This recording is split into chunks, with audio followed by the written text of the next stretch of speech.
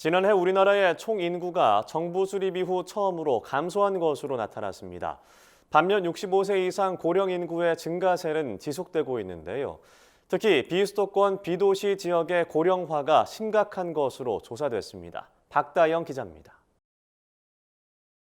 통계청이 2021년 인구주택 총조사 결과를 최근 발표했습니다. 조사 결과 우리나라의 총인구가 정부 수립 후 72년 만에 처음으로 감소한 것으로 나타났습니다. 우리나라의 인구 증가율은 1960년 이후 감소세였지만 2020년까지 플러스 성장을 유지했습니다.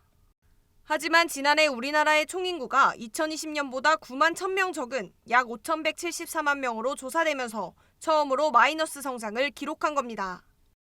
통계청은 지난해 내국인과 외국인 수가 동시에 감소하면서 전체 인구 감소에 영향을 줬다고 설명했습니다. 지난해 우리나라에 거주하는 내국인과 외국인은 2020년 대비 각각 0.1%, 2.7% 감소한 것으로 조사됐습니다. 자연 감소는 이미 31개월 전서부터 시작이 되고 있었고요. 내국인의 자연 감소는 계속 시작이 되고 있었고 들어오셨던 내국인들이 많이 또 나가셨어요. 21년에. 외국인은 지금 코로나 때문에 많은 분들이 못 들어오시잖아요. 내외국인 모두 감소하면서 인구가 감소하게 된 겁니다. 반면 65세 이상 고령 인구의 증가세는 지속되고 있습니다. 통계청에 따르면 지난해 우리나라의 65세 이상 고령 인구는 2020년 대비 5.1% 증가한 870만 7천 명을 기록했습니다.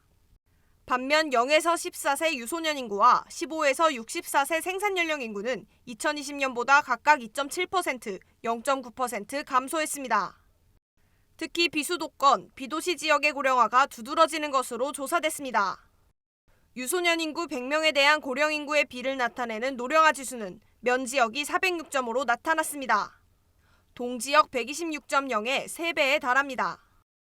노령화 지수 상위 10개 시군구도 비수도권 지역이 차지했습니다.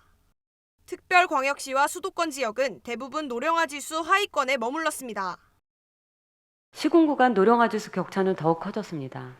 경북 군위군의 경우 유소년 인구 100명당 노인이 880명인 반면에 경기 화성시는 51명으로 시군구 간 노령화 지수 격차가 최대 17배 이상 차이가 났습니다.